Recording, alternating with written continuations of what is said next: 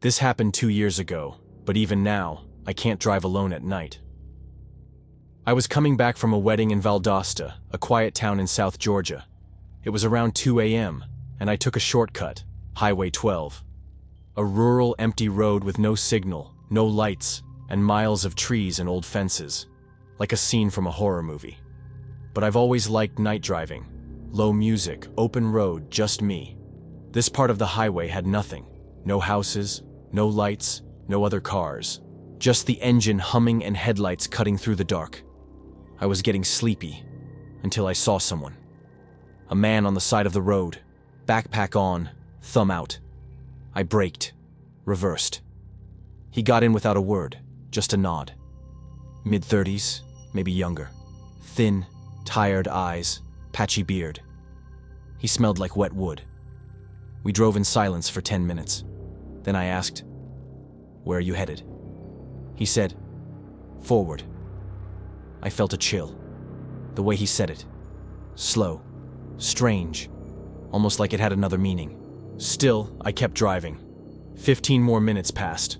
I kept checking the mirror. He was sitting stiff, eyes wide, staring at everything. Didn't blink, didn't talk, just watched. Then he said, "Do you still talk to Danny?" I nearly swerved off the road. "What?" He didn't answer, just looked out the window. Danny was my ex. We broke up a year ago. I hadn't mentioned her to anyone, especially not a stranger on an empty road. I asked, "Do you know her?" He slowly turned his head. "You were together for 3 years. She gave you that Fleetwood Mac vinyl for Christmas. You never played it." I froze. My hands locked on the steering wheel.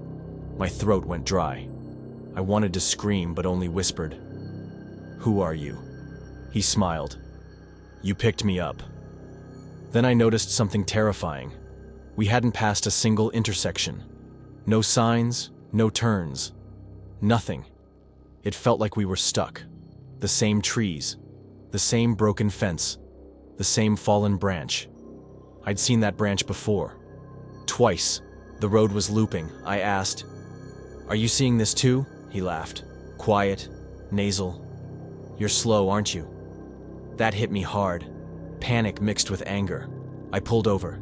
"Get out," I said. He didn't move. "Do you really think I got into your car?" My skin went cold. I jumped out, ran to the passenger door, yanked it open. No one was there. But I heard his voice behind me. "Get back in the car, Daniel." He knew my name. I spun around. Nothing. Just the empty road. But the engine was still running, and the radio had turned on, playing Fleetwood Mac, the record I never played. I got back in, maybe out of fear, maybe instinct. I floored it. Still, the same road. No end. No signs. The world looked glitched, like a video game stuck on the same frame. Then I saw it. A crooked sign. Detour. Local entrance. I turned. The path was dirt, trees closing in on both sides, like a tunnel of wood. Suddenly the engine died. No lights, no power. Then footsteps. Slow. Behind me. I looked. His face was pressed against the back window. And at the same time, he was in the passenger seat again, smiling. "Welcome, Daniel. We've arrived." In front of me, a small town. Empty. Still. Orange streetlights flickering. Everything looked fake. The sign at the entrance said, "Welcome back." I got out. My legs were shaking. The town felt frozen in time. Houses dark. No people. Just shadows. And in the center square, him, standing there, waiting. Now he looked younger, clean, calm. "Do you remember now?" he asked, but his mouth didn't move. I heard it in my head. "Remember what?" I shouted. He stepped forward. "You died here, 2 years ago, on Highway 12. You just haven't accepted it yet." I laughed, a broken laugh. "No, I left the wedding. I saw Liz." He interrupted. "Liz died in the crash. You never made it to the wedding. You never left Valdosta." The lights flickered. There was no road behind me anymore. No car. Only this place. And him. Memories came. Crashing glass, blood, Liz's face. But I still couldn't accept it. "You're not real," I whispered. "None of this is real." He smiled. "Too human to be human." "Then why do you keep coming back?" And everything went dark. When I opened my eyes, I was back on Highway 12, driving, alone. Fleetwood Mac on the radio. Since then, I don't know what's real. I wake up in the car. Sometimes it's night, sometimes day. The music never stops. Sometimes I see him. In the mirror. In the window. In the passenger seat. I've tried everything. Stopping the car, screaming, sleeping, nothing works. The strangest part? People say they've seen me. My mom says I called her in December. My coworkers swear they saw me at a gas station. But I don't remember any of it. For me, it's still that night. The same night. Over and over. So if you're ever driving through Georgia, and you see a man on the side of Highway 12, thumb out, smiling, don't stop. Even if he calls you by your name. Even if he looks like you. Because if you stop, you don't come back.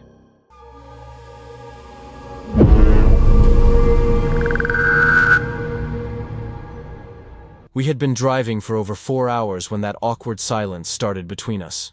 It was early morning. The sky was moonless, a black expanse that seemed to weigh on our shoulders. Julia and I were crossing a dry stretch of Arizona, heading to visit my grandmother in Flagstaff. But the truth is, we had argued before leaving home. One of those low-grade fights, the kind that don't scream, just leak tension into the air like gas. The last town we saw was Winslow. After that, just road and desert. And the gas, it started to go down faster than it should. The gauge dropped to red, and the warning light came on with that dry ding that feels like a jab in your chest. Julia tried to keep her tone light. "Relax, there'll be a gas station soon." I didn't answer. I didn't want to worry her more. But inside, my stomach was already clenched. That's when we saw the sign. Gas and food, 1 mile. The lettering was all worn. Just a red light blinking behind it. Kind of crooked, kind of wrong. But it was all we needed. A minute later, the gas station appeared. 2 old gas pumps, a convenience store with the lights off, and a sign saying "Open" blinking slowly. No car, no sound. Just the low creak of a sign turning in the wind. I stopped the car, and right away, I felt it, like someone was already waiting for us there. I got out of the car and Julia stayed in the passenger seat. The lights on the pump were on, but the digital display was off. Still, the nozzle came loose without resistance, like it was ready to be used. No voice, no bell, no automatic sound. I thought about going into the store and looking for someone, but there was something wrong with the windows.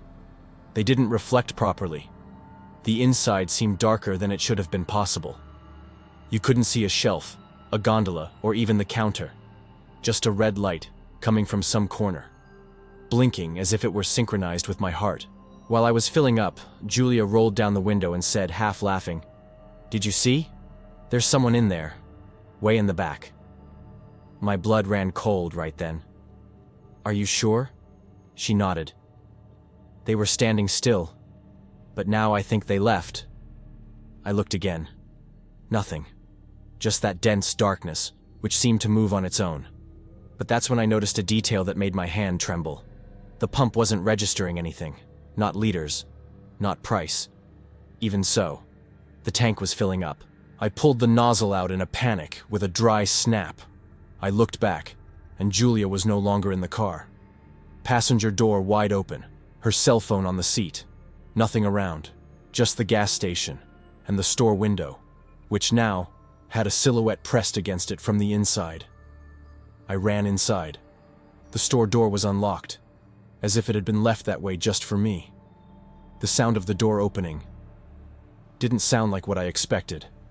It was deeper, muffled, like I had entered another place. The heat changed. It was about 50 degrees outside. Inside, it was suffocating. You could feel the air heavy, still, with the smell of rust and old mold. I shouted, "Julia?"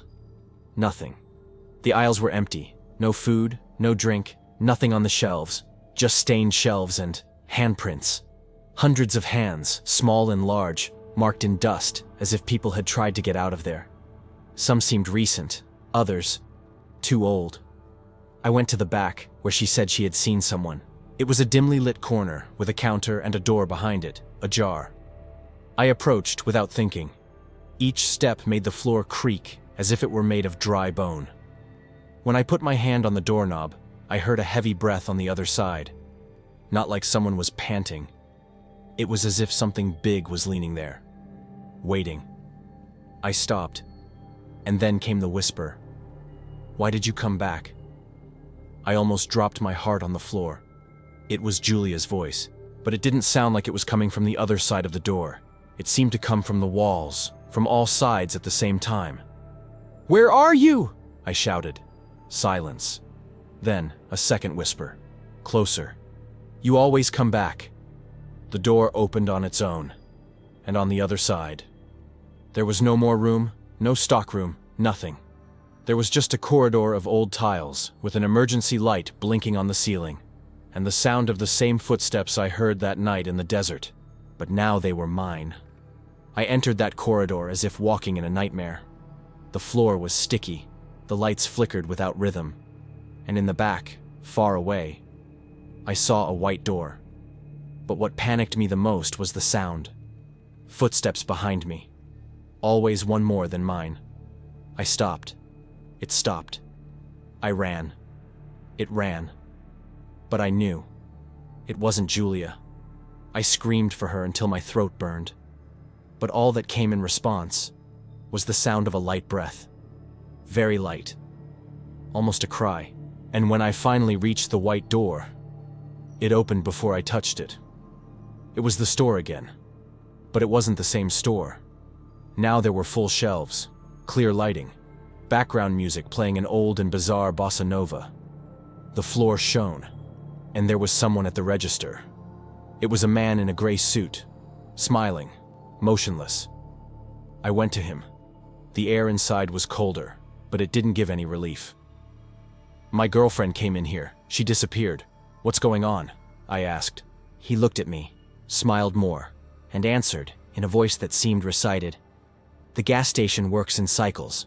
Some people come in, some leave, some stay." I started to tremble. "I want to leave." He nodded. "Of course, you can leave." He pointed to the front door, but it wasn't a road out there anymore. It was a desert, endless, with my car there, empty. And in the passenger seat, it was myself, with my eyes open, driving, as if nothing had happened. "You already left," said the man at the register. "We're just waiting for you to understand." I went to the door, with my whole body trembling. The streetlight hit the face of the other me in the car directly, and he was smiling, not at me, at something inside the car, something I couldn't see. I looked back at the man at the register. "Where's Julia?" I asked, almost without a voice. He took a step forward, slowly, like walking on thin ice. "She chose to leave. You didn't." "What does that mean?" I shouted. "Tell me where she is, damn it!" But he just pointed to the side, and there, next to the snack gondola, was a door that didn't exist before. White, with a rusty doorknob, handwritten above it, "Restart." I opened it. Total darkness. And on the other side, I woke up, in the car, again, alone, with a full tank. It was daytime now. The sky was clear, the sound of birds. My cell phone had a signal, and Julia was next to me, sleeping. I looked around. The road seemed normal, as if nothing had happened. But then I saw something that froze my chest. The car clock showed exactly the same time as the night before. 2:47 a.m. And on the radio display, a strange name appeared between the songs. Cycle 4, confirmed. I didn't say anything. I started the car, kept going, and I never saw that gas station again. But sometimes when Julia sleeps, I hear her whisper in the middle of the night, "We're still there, aren't we?" And I don't know how to answer.